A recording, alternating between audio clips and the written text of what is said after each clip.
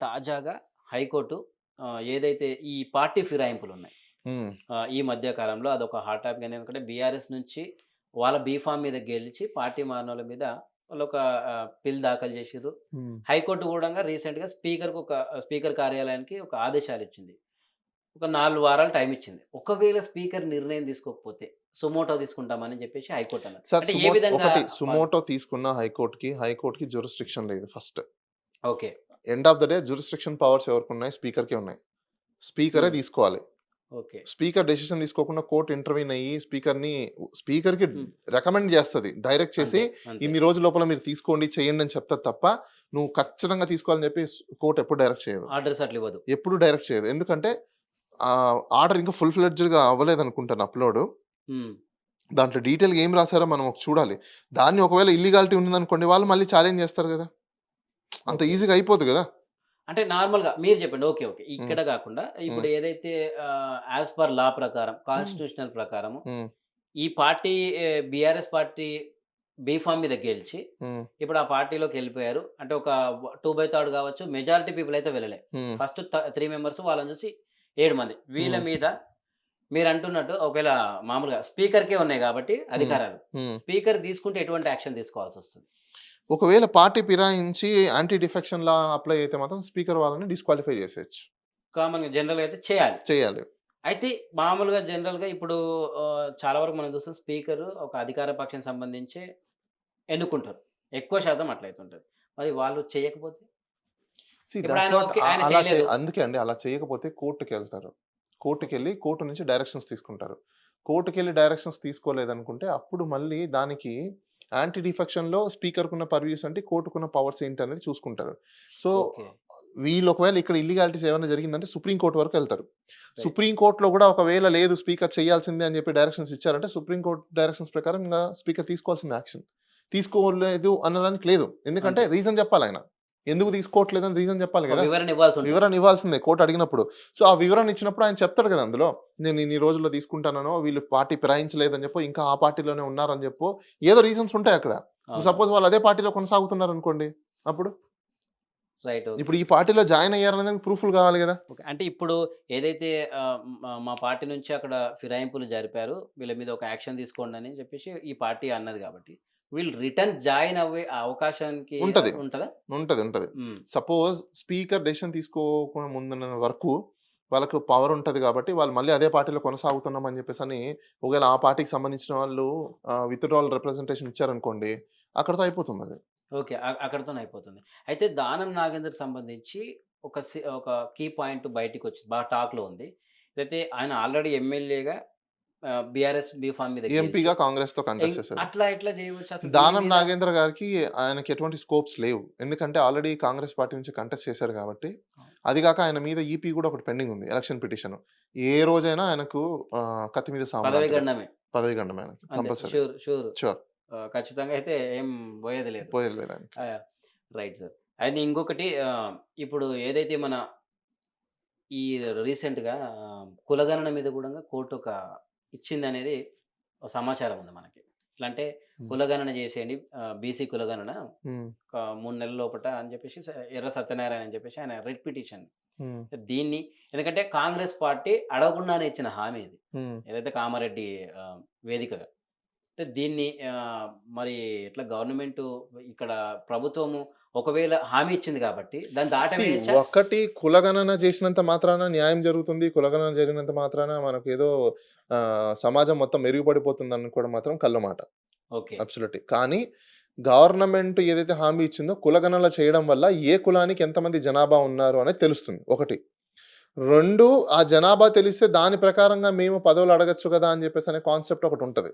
Right. దానివల్ల వాళ్ళేంటంటే కోర్ట్‌లో కేసేయడము, కులగణన చేసి దాన్ని బేస్ చేసుకొని పాపులేషన్‌ని బేస్ చేసుకొని రిజర్వేషన్ సిస్టమ్‌ని తయారు చేయాలని జెప్పే సందర్భాన్ని వాళ్ళు తీసుకురావడం అనేది జరుగుతుంది. ఒకవేళ అది తీసుకొచ్చినా, కులగణన జరిగినా, కులానికి సంబంధించిన ప్రాతిపదికన ఒకవేళ రిజర్వేషన్ సిస్టమ్ గాని, లేకపోతే పవర్స్‌ని గాని, లేకపోతే వీళ్ళకి రాజకీయంగా వచ్చే సీట్స్ గాని హ్మ్. ఇవేవన్నా చూసుకున్నా గూడా, వచ్చే 10%ని చూస్తున్నారు తప్ప, రాని 90% గురించి ఎవడు ఆలోచిస్తారు? ఓకే. నన్నడిగితే ఇది ఫెర్టైల్ ఎక్సర్‌సైజ్ అని నేనంటా. హ్మ్. ఎందుకు ఫెర్టైల్ ఎక్సర్‌సైజ్ అని నేనంటానంటే, 50% బీసీలకున్న రిజర్వేషన్ ఉందనుకోండి. ప్రాక్టికాలిటీగా మాట్లాడదాం. ఓకే. ఓకే. ఈ 50% బీసీల రిజర్వేషన్‌లో మీరిప్పుడు కులానికి సంబంధించిన రిజర్వేషన్ సిస్టమ్‌ని తీసుకురావాలని చెప్పేసి కులగణన చేయమన్నారు. వెరీ వెల్ మంచిది బావుంది. కులగణన జేశారు. ఒక కులంలో ఎక్కువుంటారు. ఒక కులంలో తక్కువుంటారు. రకరకాలుగా ఉంటది. వెరీ వెల్ బావుంది. ఇప్పుడు ఆ 50%లో నుంచే డివైడ్ చేయగలుగుతారు గానీ, పైనుంచి ఎక్స్‌ట్రాగా అయితే రిజర్వేషన్ ఏమి రాదుగా? ఓకే. రైట్. రైట్. రాదు అర్థమైంది. గదా! మీరు పోరాడాల్సింది నాయకులు దేని గురించి?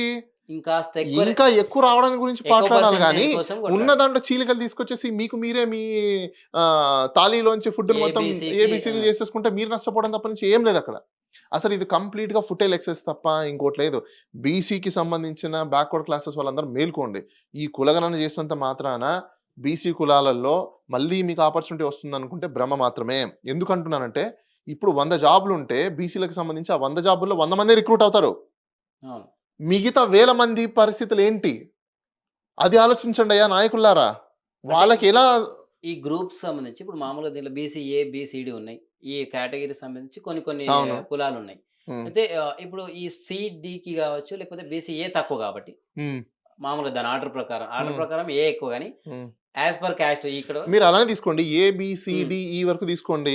దాంట్లో ఒక దాంట్లో 10, ఒక దాంట్లో 5, ఒక దాంట్లో 6, ఒక దాంట్లో 7, ఒక దాంట్లో 1 ఉన్నాయనుకోండి. ఓకే. ఇవే కాలిక్యులేట్ అవుతాయి తప్ప, రైట్. అదర్ థాన్ అంతకు మించి ఏమి ఉండవు గదా! ఓకే. మహా అంటే కులగణన చేయడం వల్ల ఏమైతది? ఏబీసీడీ కేటగరీలోకి జంపింగ్ అవుతారు అంతే. కింద నుంచి పైకి, పైనుంచి ఏ కిందకి, తక్కువ కింద కాబట్టి దీని నుంచి దట్స్ ఇక్కడికి ఇట్ అంతే. చేసుకుంటారు. అంతకు మించి మీకు ఒరిగేదేంటి? మీ నాయకులు మిమ్మల్ని మోసాలు చేస్తున్నారు. జనాలందరూ మేల్కోండి. దానివల్ల మీకు ఒరిగేదేం లేదు. మీరు కావాలంటే పోరాటాలు చేయాలనుకుంటే ఇంగా అధికంగా ఏం తీసుకురావాలి? 100 మందికి జాబులొస్తున్నాయి. వాడు 60 ఏళ్ళకి రిటైర్డ్ అవుతాడు. రైట్? ఓకే. ఈ 30 సంవత్సరాలు ఏం చేస్తారు? గాజులు తీసుకొని చెమ్మచక్కలాడుకుంటూ కూర్చుంటారా? బుద్ధులు లేవా మీకు నాయకులకి ఒక్కొక్కరికి? మిగతా వాళ్ళ పరిస్థితులేంది? ఈ 30 సంవత్సరాలు వాడేం జేయాలి? వాడెలా బతకాలి? వాడికి ఆపర్చునిటీస్ ఏంటి? ఎంప్లాయ్‌మెంట్ ఏ విధంగా? వాటి గురించి మాట్లాడండి. వాటి గురించి పోట్లాడండి. వాటి గురించి గవర్నమెంట్ సిస్టమ్ మీద ఒత్తిడిని తీసుకురండి. అంతేగాని అసలు ఎందుకు పనికిరాని దాని మీద గవర్నమెంట్ మీద ఒత్తిడిలు తీసుకొచ్చి యూజ్ ఏంటి? అసలు యాక్చువల్‌గా ఈ బీసీ డిక్లరేషన్ చేసిన అంటే కాంగ్రెసే ఒక హామీ ఇచ్చింది. అంటే దీని వెనకాల ఆంతర్యం ఏమనుకోవచ్చు? ఇప్పుడు మీరు సార్ చెప్తున్నట్టు నాకు నేను ప్రాక్టికల్‌గా చెప్తున్నాను గదండీ! ఒకవేళ ఇప్పుడు కులగణన చేశారు. ఓకే. బావుంది. మొత్తం ఒక్కొక్క కులానికి ఇంతమంది, ఇంతమంది, ఇంతమంది, ఇంతమంది అని ప్రాక్టికాలిటీ నేను చెప్తున్నా. అయిపోయింది. అవును. కాలిక్యులేషన్స్ వచ్చింది. నంబర్‌లొచ్చాయి. What next? ఏబీసీడీలో నుంచి అప్ అండ్ డౌన్ జేస్తారు. అంతే గదా! ఆ ఏబీసీడీలో ఉన్న పోస్ట్‌లే గదా మీకొస్తాయి. అవును. అది గాకుండా ఎక్స్‌ట్రా ఏం రావు గదా! Then what is use? Right. అయితే ఈ ఇప్పుడు ఏదైతే ఇప్పుడు ఒక హైకోర్ట్ ఒక సూచన చేసింది. ఇన్ని నెలల్లోపు 3 నెలల అది సమయం కోర్ట్ ఇస్తున్నాం. సూచన ఆ! కామన్‌గా ఓకే. చేస్తది. ఎవరు ఆ! పిటిషన్ ఏసినా అయితే గవర్నమెంట్‌కి ఒక సూచన చేయడం అనేది కోర్ట్ హ్మ్. చేస్తది. హ్మ్. ఎందుకంటే అవును. పిటిషన్ ఏసిర్రు కాబట్టి ఏసారు వాళ్ళొక గాబట్టి సూచన జేసి మీరు ఎన్నో కొన్ని రోజుల్లో డెసిషన్ తీసుకోండి. 3 నెలల్లోనో, 5 నెలల్లో లేదంటే వాళ్ళు 3 నెలలు అయిందనుకోండి చేయలేదనుకోండి మాకింకా కొంచెం టైం పడుతుందనంటారు. గవర్నమెంట్ ఎక్సర్‌సైజ్ చేయాలంటారు. అది అవును. పొడిగిస్తూ పోతారు. అది కామన్ అది. అయితే ఆ! ఆ! రైట్.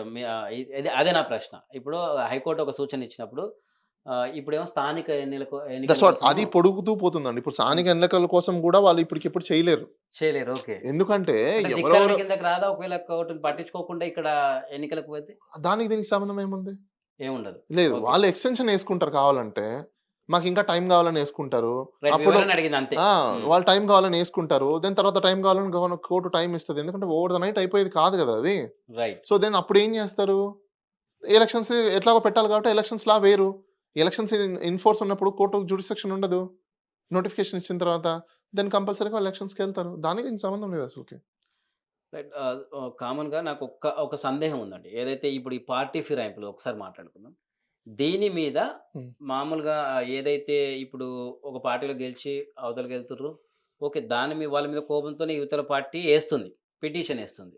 నార్మల్‌గా సాధారణ జనాలకు లేదా ఒక గ్రాడ్యుయేట్స్ గావచ్చు, ఎవరు కావచ్చు. వాళ్ళకి ఎటువంటి రైట్స్ ఉంటాయి? అంటే మేమేమో నువ్వు ఈ పార్టీ అని జెప్పేసి, ఈ గుర్తు అని జెప్పేసి గెలిపించుకున్నాం. నువ్వు తర్వాత జూస్తే పార్టీ మారాడు. అప్పుడు కామన్ మ్యాన్‌కి ఎటువంటి మన మన ఇండియాలో అలాంటి రైట్స్ కామన్ మ్యాన్‌కి లేవు. ఇప్పుడు ఈయన పార్టీ మారిండని జెప్పేసి మనం సాధారణ ప్రజలు ఏయనీకి లేదా? వాళ్ళకి రైట్సే లేవు అసలకి. అదేంటి? ఓటేసేదే సాధారణ ప్రజలు గదా! సాధారణ పౌరునికి ఓటేసినప్పుడు రీకాల్ సిస్టమ్ గూడా ఇండియాలో ఉండాలి గదా! రైట్. మరి నా ఇండియాలో డౌటే అది. ఇండియాలో బీహార్‌లో పంచాయతీ ఎలక్షన్స్‌లో, మున్సిపల్ ఎలక్షన్స్‌లో రీకాల్ సిస్టమ్ ఉంది. ఓకే. కానీ మన ఇండియాలో ఇక్కడ లేదు గదా! ఎమ్మెల్యే, ఎంపీలకి రీకాల్ సిస్టమ్ లేదు.